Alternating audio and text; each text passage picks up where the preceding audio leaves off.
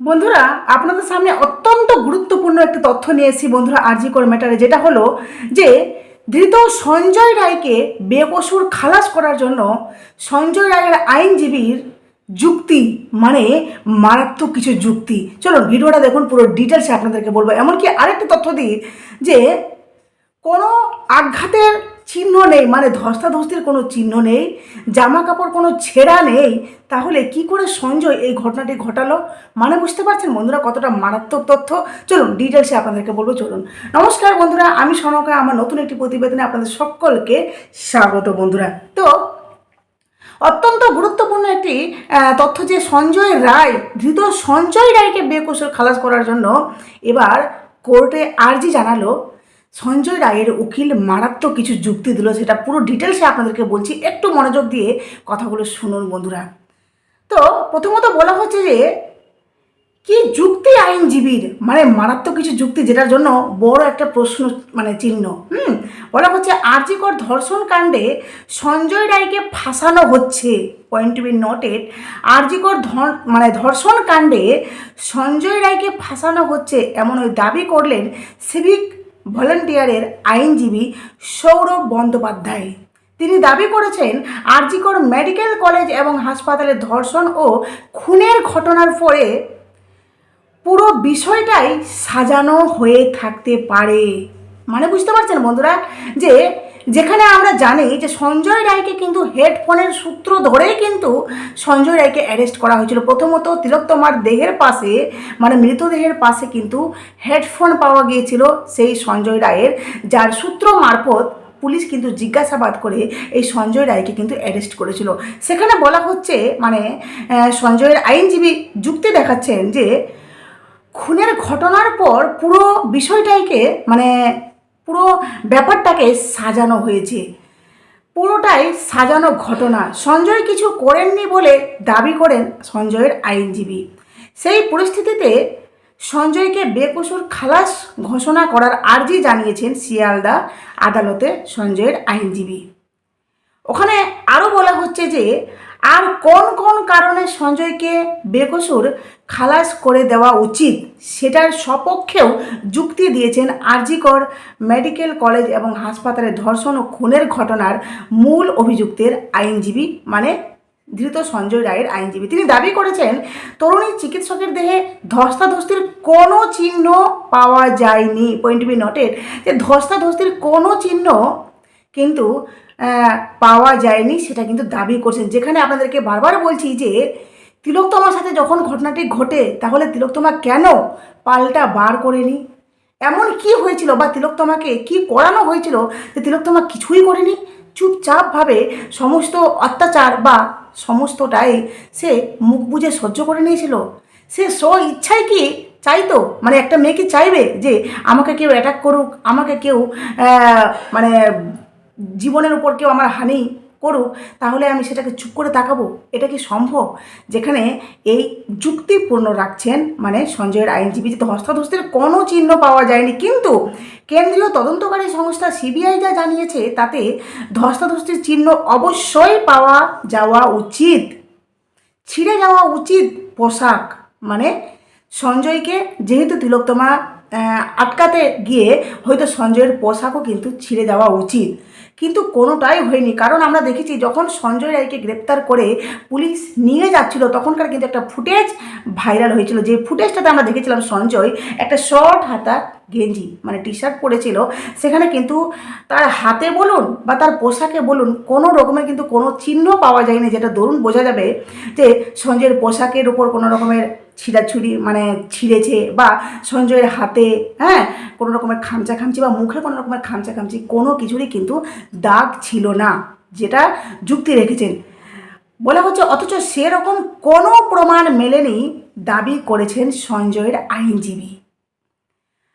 ওনারা আরও বলছেন যে ফাঁসানো হয়েছে সঞ্জয়কে, দাবি আইনজীবী। সেই সঙ্গে মূল অভিযুক্ত সঞ্জয়ের আইনজীবী দাবি করেন ধৃত সিভিক ভলেন্টিয়ারের আঙুলের ছাপও পাওয়া যায়নি। পয়েন্ট বি নোটেড, যে ধৃত সিভিক ভলেন্টিয়ারের ছাপ, মানে আঙুলের ছাপ কিন্তু পাওয়া যায়নি। পুরোপুরি সাজানো ঘটনা এটা।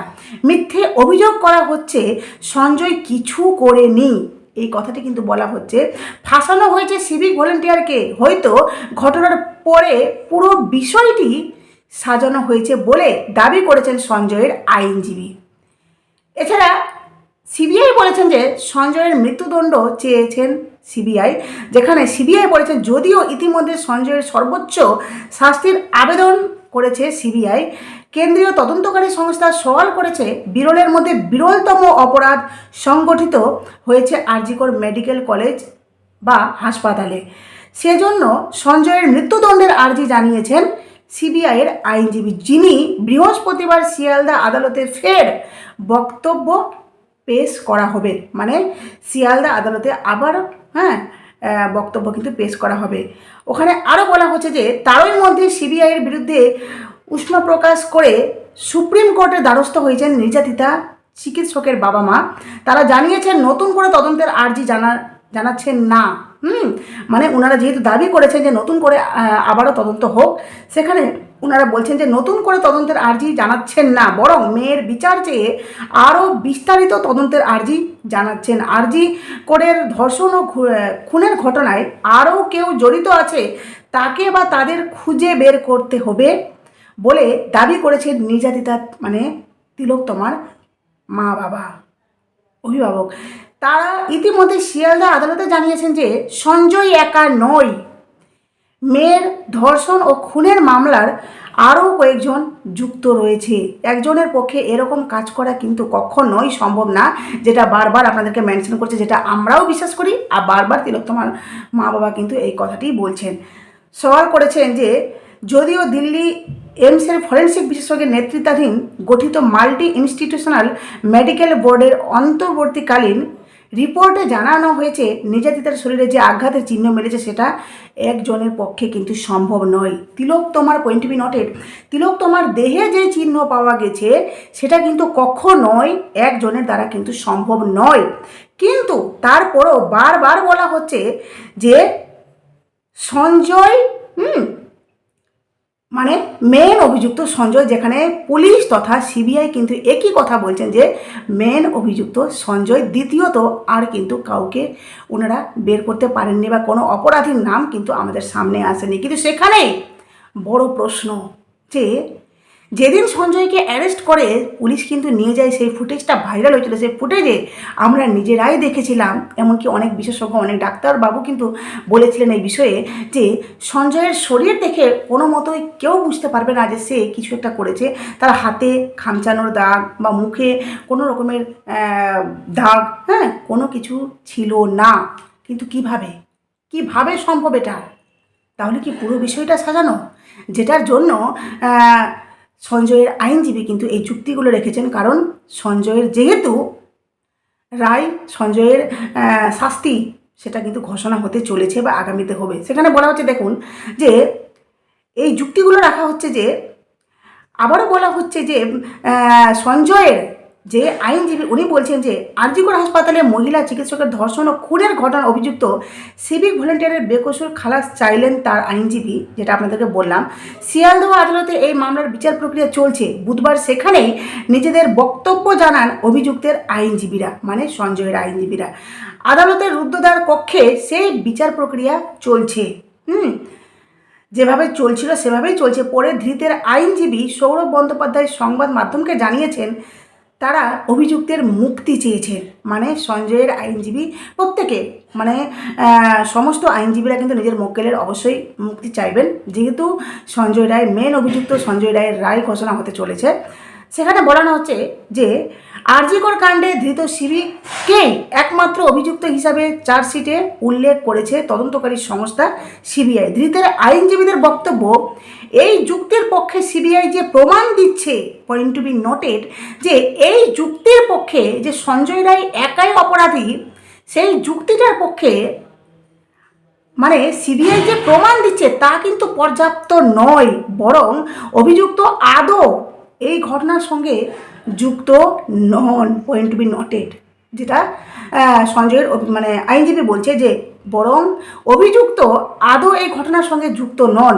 নির্যাতিতার শরীরে ধস্তাধস্তির কোনো চিহ্ন পাওয়া যায়নি বলে দাবি করেছেন অভিযুক্তের আইনজীবীরা। তাদের মতে গোটা ঘটনাটি সাজানো হতে পারে, ধৃত সঞ্জয়কে ফাঁসানো হয়েছে বলেই মানে ওনাদের মতামত। বারবার এই কথাটি আপনাদেরকে বলছি যে সঞ্জয়ের আইনজীবী কিন্তু একটি কথাই বলছেন, বা এটা কিন্তু আমরাও মনে করি বন্ধুরা কোথাও না কোথাও, যে সঞ্জয়কে হয়তো ফাঁসানো হচ্ছে, হয়তো বড় মাথা যারা মেন এই ঘটনার সাথে যুক্ত তাদেরকে আড়াল করার জন্য একজনকে সামনে এসে দাঁড় করিয়ে দিয়েছে। এই যে দেখুন মেন অপরাধী, বাস রায় ঘোষণা করুন। মনে আছে বন্ধুরা, প্রথম থেকে সঞ্জয়কে যখন থেকে অ্যারেস্ট করা হয় তখন থেকে কিন্তু আমাদের রাজ্যের মুখ্যমন্ত্রী মমতা বন্দ্যোপাধ্যায় উনি কিন্তু বলেছেন যে খুব তাড়াতাড়ি অপরাধীর শাস্তি ঘোষণা হোক, হ্যাঁ, সঞ্জয়ের আমরা ফাঁসি চাই, মানে এই যে তিলোত্তমা ঘটনায় যে মেন অভিযুক্ত তার কিন্তু আমরা ফাঁসি চাই, এটা কিন্তু স্বয়ং মুখ্যমন্ত্রী এই কথাগুলো বলেছিলেন। তাহলে ভাবুন, যেখানে মুখ্যমন্ত্রী স্বাস্থ্যমন্ত্রী, তাই না, স্বাস্থ্যমন্ত্রী এই কথাগুলো বলতে পারেন, যেখানে এক সরকারি হাসপাতালে এক ডিউটিরত অবস্থায় থাকাকালীন এক ডক্টরের উপর এই ধরনের হামলা হলো, সেই ডক্টর সারা জীবনের মতো পৃথিবী থেকে চলে গেল। সেই অন ডিউটি থাকাকালীন একজন ডক্টরস কি করে একজন বাইরের মানুষ এসে সে একাই এই ঘটনাটা ঘটিয়ে দিল, আর বিন্দু মাত্র কেউ টের পেল না, আশেপাশের মানুষ কেউ টের পেল না। এটা সত্যি বিশ্বাস করা যায়? আপনারা বলুন তো বন্ধুরা। যার জন্যই কিন্তু যখন এই যে সঞ্জয়ের মানে রায় ঘোষণা হতে চলেছে, এই মুখে সিবিআই তথা এই সঞ্জয় রায়ের আইনজীবীর মধ্যে কিন্তু একটা মানে চলছে তর্ক বিতর্ক, বা ওনারা প্রমাণ দিচ্ছেন, ওনারা যুক্তি প্রকাশ করছেন, সিবিআইয়ের আইনজীবী কিন্তু যুক্তি দিচ্ছেন, এই বিরুদ্ধে চলছে এখন কোর্টে। বলা হচ্ছে অভিযুক্ত সিভিকের আইনজীবী সৌরভ বলেন এটি সম্পূর্ণ মিথ্যা এবং সাজানো ঘটনা। আদালতে আমরা সেটাই বলছি, অভিযুক্ত কিছু করেননি, মানে সঞ্জয় কিছু করেননি, ওকে ফাঁসানো হয়েছে। আমরা ওর বেকসুর খালাসের দাবি জানিয়েছি। কেন মনে হচ্ছে অভিযুক্ত নির্দোষ?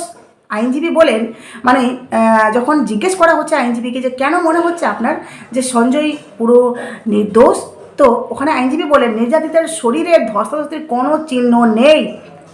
সিবিআই তো বলেছে ঘটনার সময় অভিযুক্ত নির্যাতিতার উপরে ছিলেন, মানে এই কথাটা মারাত্মক কথা, যে সিবিআই তো বলছে ঘটনার সময়ে অভিযুক্ত নির্যাতিতার উপরে ছিলেন, তাহলে তো তার শরীরে ধস্তাধস্তির চিহ্ন থাকা উচিত, জামা ছিঁড়ে যাওয়া উচিত, তেমন কিছু তো হয়নি, অভিযুক্তের আঙুলের ছাপও মেলেনি।